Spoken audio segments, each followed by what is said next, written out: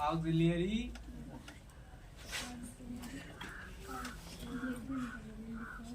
Verbs.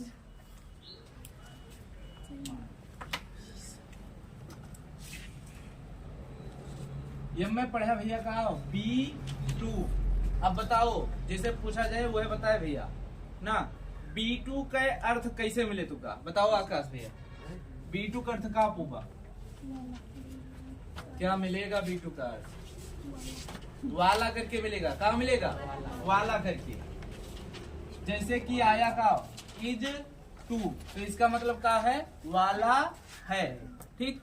आया R2, का आया R2, तो वाले हैं। ठीक, क्लियर है। फिर उसके बाद आया का am2, वाला हूं।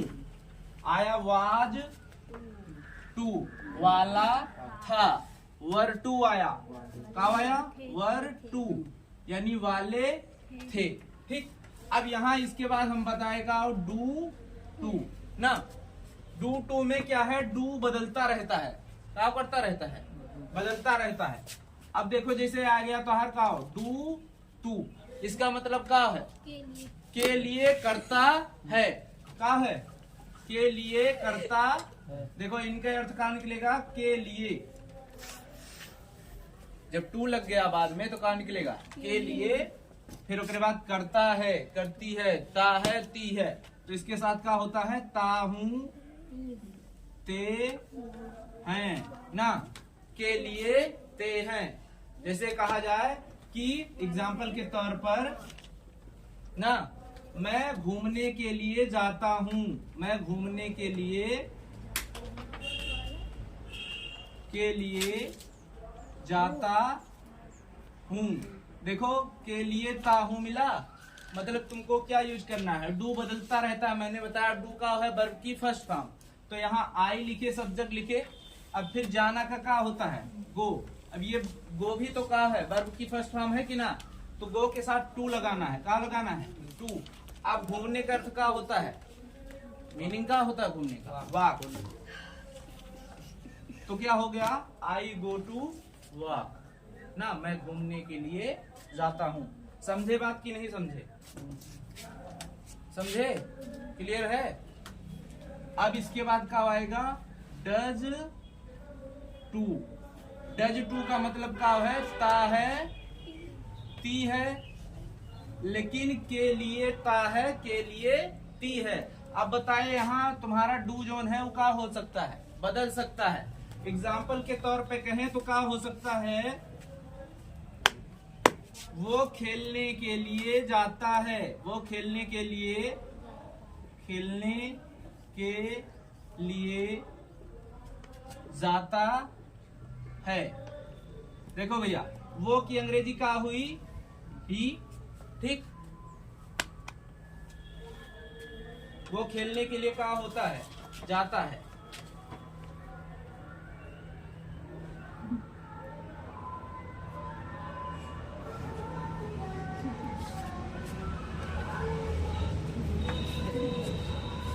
देखो भैया आगे देखो, वो खेलने के लिए जाता है, मतलब क्या करना है?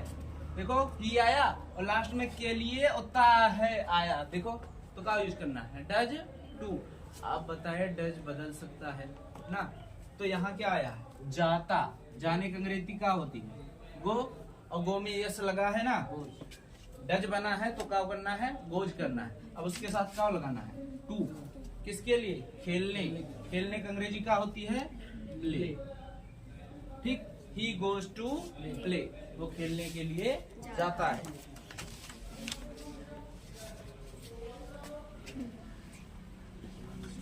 इतना क्लियर है ना भैया? हाँ क्लियर। अब अगले देखो, हो गया। अगला का है डिड टू। इसका क्या मतलब होगा? ता था, ती थी, ते थे ना, या फिर क्या? या ई ये ना, या ई ये। आप देखो इसके लिए एग्जांपल, के लिए ता था, के लिए ती थी ना, अभी देखो एग्जाम्पल के तौर इसके लिए, जैसे कि यहाँ पे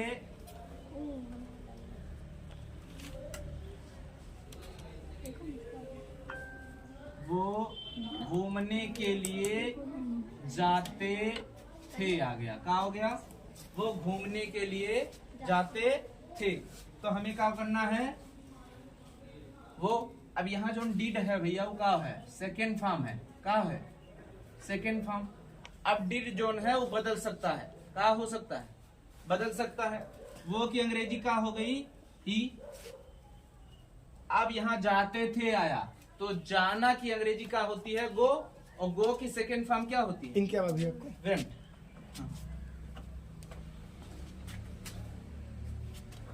यहाँ देखो डिड कौन सी फॉर्म है? सेकेंड फॉर्म है, यानी गो की सेकेंड फॉर्म क्या होगी? बेंट। अब बेंट के बाद क्या लिखना है? टू। और घूमने के लिए जाना है। कहाँ जाना है? घूमने के लिए। बताओ क्या होगा? वाक। ही वेंट टू वाक। वो घूमने के लिए जाती थी, जाते थे। क्लियर है? कोई डाउट हो तो बताइएगा।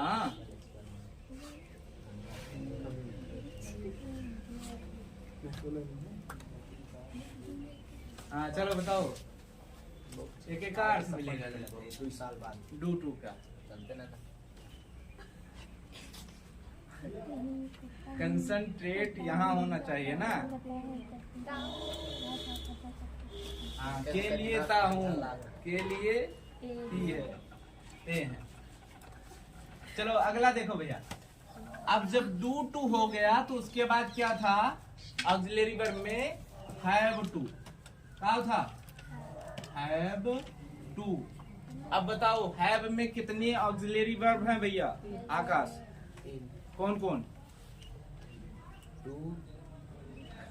हैज में डू, हैव में डू कहाँ से आ गया? इधर बताओ कितना है? अक्षरा बताओ। हाँ, हैज, हैव, हैड। तो क्या बनेगा? हैज टू और क्या? हैव टू और हैड टू। इसका जो अर्थ निकलेगा ना है। अगर हैज में देखो तो क्या? ना है। हैव में देखो तो क्या? ना है। देखो अर्थ देखो। हैज टू मतलब क्या हुआ? ना है। हैव टू मतलब क्या हुआ? ने है या ना है, दोनों निकलेगा। ठीक। हैड टू मतलब क्या हुआ? ना था, नी थी। जैसे कि एग्जाम्पल के तौर पे कहें, मुझे जाना है। मुझे क्या करना है? मुझे जाना है।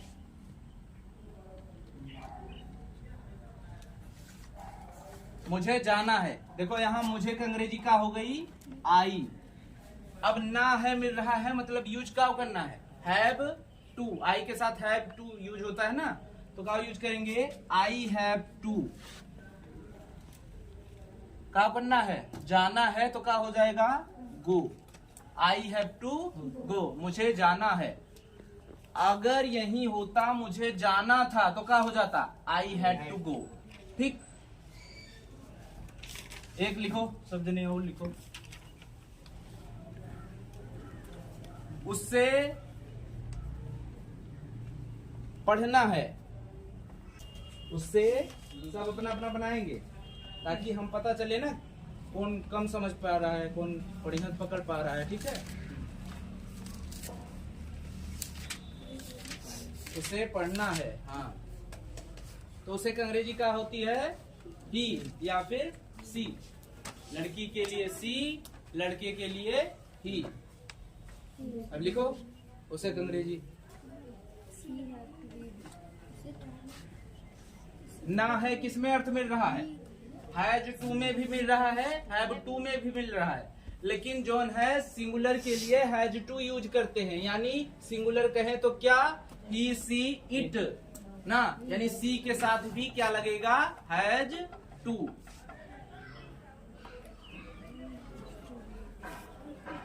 हाँ अब लगाओ रीड। हाँ सी हैज टू रीड। ठीक, क्या हो जाएगा? He has to read, she has to read. लड़की के लिए कहो तो कहो सी हैज टू रीड, लड़के के लिए कहो तो ही हैज टू रीड। अब इसी में एक और अर्थ निकलता है, पढ़ता है, पढ़ती है, पढ़ा, पढ़ता था। ठीक, दोनों अर्थ लिखोगे, ध्यान दियो, लाइन में नीचे दोनों अर्थ लिखोगे। एक तो ना है हो गया, क्या हो गया? इसी तरह से लिखो, जैसे कि हैज का लिखोगे, एक अर्थ ना है, ना है, ना था। ठीक, इस तरह से लिखे। अब दूसरा अर्थ क्या लिखेंगे? पढ़ता है, पढ़ता है, पढ़ता था या फिर पढ़ा। क्लियर?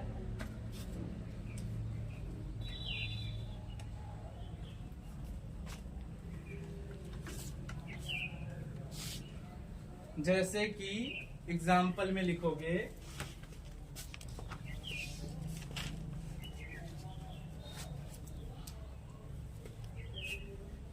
खोदना पड़ता था, मुझे खोदना पड़ता था,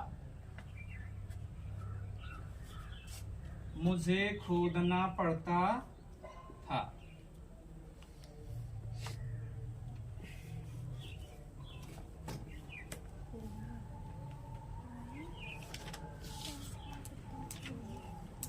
बनाओ भाई बनाओ, अर्थ पता है ना कैसे, किसका का अर्थ है? खोदना पे खोदना का होता है डिग, DIG, डिग माने खोदना।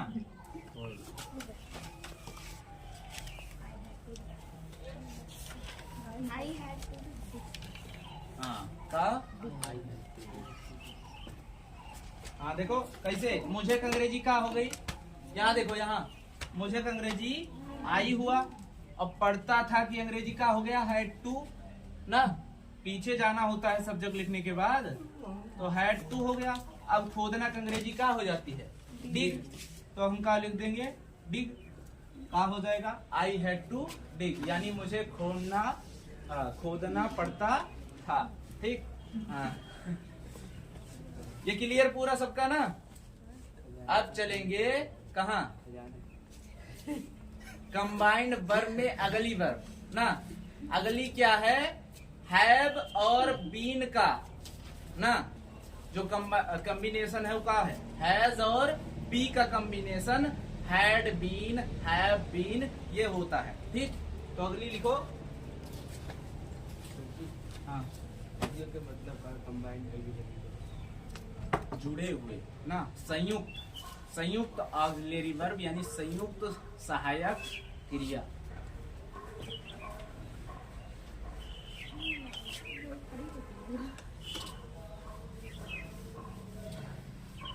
ये सब क्लियर है ना? इतना पूरा? कहूँ दिक्कत रहा हो तो बताया करो ना।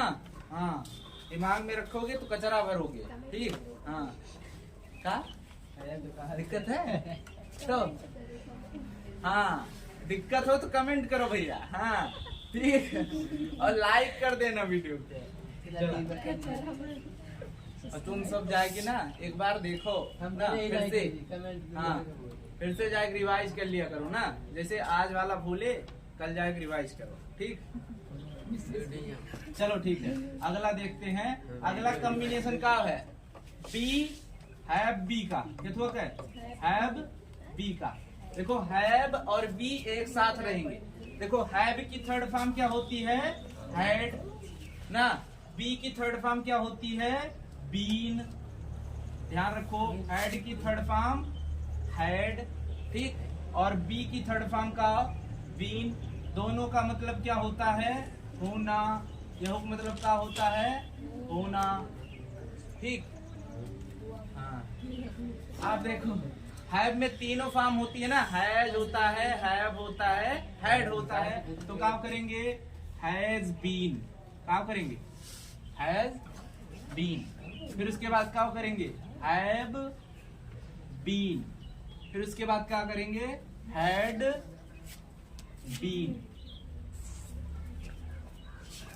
ये तीनों हेल्पिंग वर्ब है ना।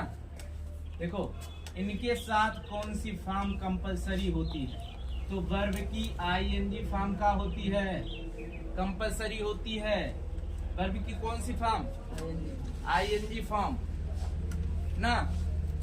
इन ऑफ सेंटेंस, अगर टेंस में देखा जाए तो आईएनजी फॉर्म कंफर्म होती है ना, इसके साथ कंपलसरी होती है। लेकिन अगर पैसिव वॉइस में देखोगे तो इसके साथ वर्ब की थर्ड फॉर्म का होती है, कंपलसरी होती है। ठीक, तो एक्टिव वॉइस की बात कर रहे हैं। एक्टिव वॉइस में इसके साथ क्या होती है, आईएनजी फॉर्म कंपलसरी होती है और इसका अर्थ क्या होता है, रहा, रही, रहे। सर जी परफेक्ट कॉन्टिन्यूअस। और इनके जो सेंटेंस होते हैं उस सेंटेंस में टाइम कंपलसरी होता है। क्या कंपलसरी होता है, इनके सेंटेंस में टाइम कंपलसरी होता है। टाइम किसका, टाइम काम शुरू होने का। जैसे कि मैं 2 बजे से लिखता हूँ, ठीक, तो हमारे काम करने का समय क्या है, 2 बजे। तो यहाँ टाइम क्या है, कंपलसरी है। अगर टाइम नहीं है तो has been, have been, had been नहीं लगाना है। ठीक, क्लियर। एग्जाम्पल लिखोगे,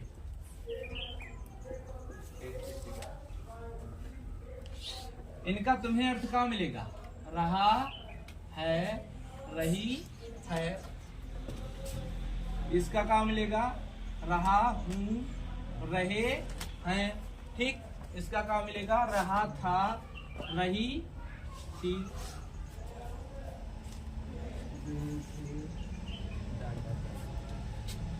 अब देखो इनके साथ टाइम कंपलसरी होता है, इसलिए इसके लिए एग्जांपल लिखो।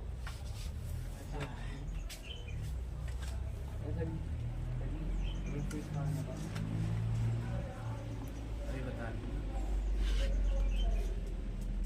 हाँ लिखो एग्जांपल। वो 1 बजे से कपड़े बेच रहा था। वो 1 बजे से कपड़े बेच रहा था। बजे से कपड़े बेच रहा था। बेचना का होता है सेल। क्या होता है, सेल मीन्स बेचना। अभी देखो यहाँ पे एक और चीज, टाइम अगर कंपलसरी है तो टाइम के साथ आएगा से। सेंटेंस में देखो आया है 1 बजे से, टाइम के साथ क्या आया है, से।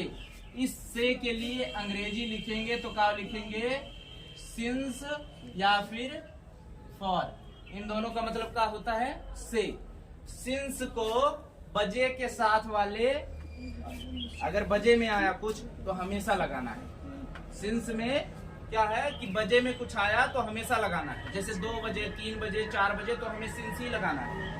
लेकिन अगर वही आया तुम्हारा अंकों वाला कोई समय, जैसे कि 2 साल से, 2 दिन से, 3 महीने से, इस तरह से आया तो हमें क्या लगाना है, फॉर। लेकिन अगर शब्दों वाला समय आया, जैसे कि सोमवार से, सोमवार में कोई अंक है ना, है ना, तो शब्दों वाले समय के लिए हम क्या लगाएंगे, सिंस। अंकों वाले समय के लिए क्या लगाएंगे, फॉर। क्लियर है। लेकिन ध्यान दो, यहाँ अंकों वाला समय आया है 1 बजे से, लेकिन बजे जब भी लिखा रहेगा उसके साथ का यूज करना है, सिंस। ठीक, चलो सेंटेंस को बनाने का तरीका, सब्जेक्ट पहले लिखो, पीछे जाओ, फिर बनाते हुए चले जाओ। तो यहाँ क्या है, वो, ही या फिर सी। ठीक, सब्जेक्ट लिख लिए ना, पीछे जाना है। समय भी आया है यानी has been, have been, had been का यूज करना है। रहा था आया यानी कंफर्म कर दिया कि हैड बीन का यूज करना है, तो हैड बीन लगाओ। अब बेच रहा बनाने के लिए, रहा कौन सी फॉर्म में निकलता है, तो आईएनजी फॉर्म कंपलसरी है। आईएनजी फॉर्म में रहा निकलता है। तो बेचना क्या होता है? सेल। सेल में अगर ING लगाएंगे तो क्या हो जाएगा? सेलिंग। अब से के लिए बताए सिंस फाल लगाना है। मैंने कहा बजे आया, 100% क्लियर है कि हमें सिंस लगाना है। तो हम लगाएंगे सिंस कितने बजे भैया? 1 बजे, यानी 1 o'clock।